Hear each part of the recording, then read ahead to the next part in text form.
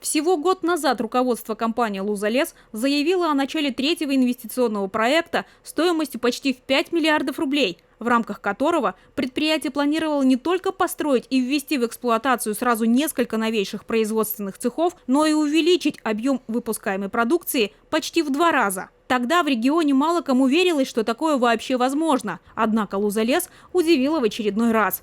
Несмотря на полугодовую заморозку выплат за поставленную в Китай продукцию и вынужденное временное отстранение части персонала на период самоизоляции, многие объекты были введены в эксплуатацию с опережением графиков. На данном участке были введены участок сортировки сухих пиломатериалов, который находится позади меня, и новый сушильный комплекс компании «Валутек». Данный участок лесопиления, он является полностью самодостаточным. Все отходы деревообработки будут перерабатываться непосредственно, опилки будут перерабатываться в пеллеты. Последующие отходы деревообработки, такие как кора, будем сжигать непосредственно в котельной, которая тепло будет вырабатывать для сушильного комплекса и для отопления данного участка.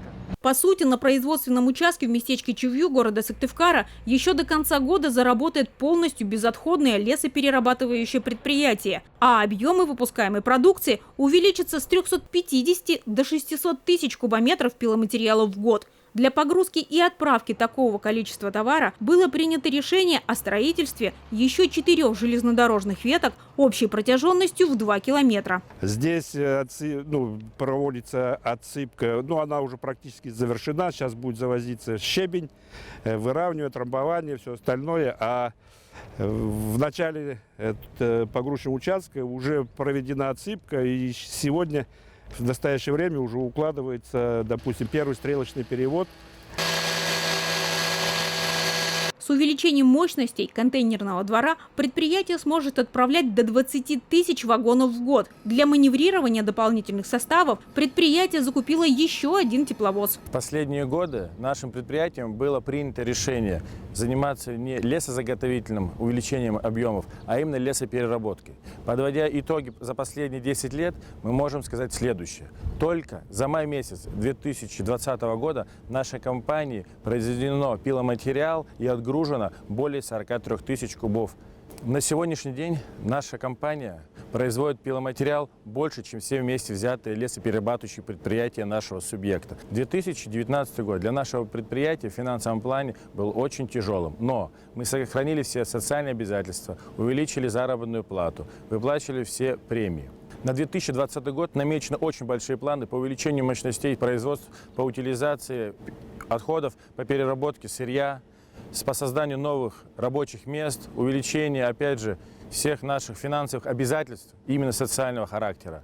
Мы не снижаем планку, мы идем вперед. В 2019 году на реализацию социальных проектов предприятием было потрачено почти 186 миллионов рублей, а это более 30% от чистой прибыли. В этом году планы еще более амбициозные. Это, наверное, одна из самых активных компаний в нашем городе в рамках муниципально-частного партнерства. Реализуется каждый год очень много разных проектов социальной сферы.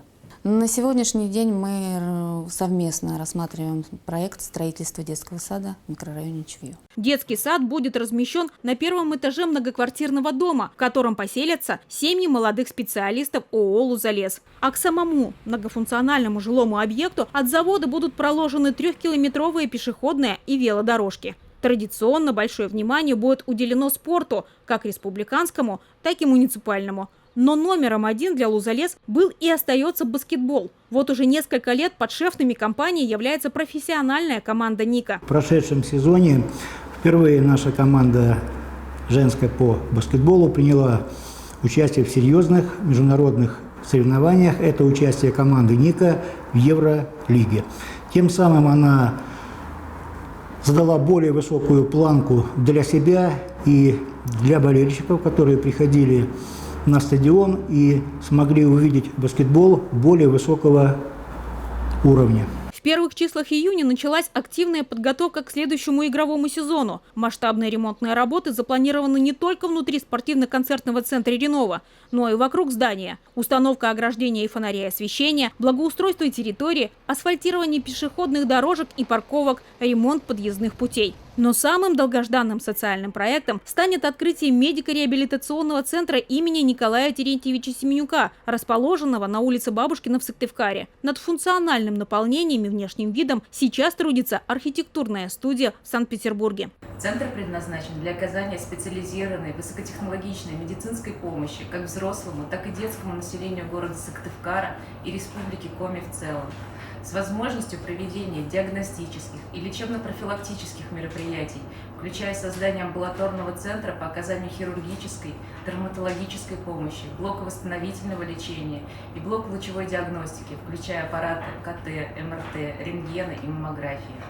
К слову, у архитектурной мастерской богатый опыт в реализации подобных проектов. Более десятка центров медицинской направленности по всей России. Один из последних объектов – детский научно-клинический центр инфекционных болезней Федерального медико-биологического агентства в Санкт-Петербурге, построенное в исторической части северной столицы. Открытие нашего современного медико-социального реабилитационного центра в Сыктывкаре запланировано в столетие Республики Коми.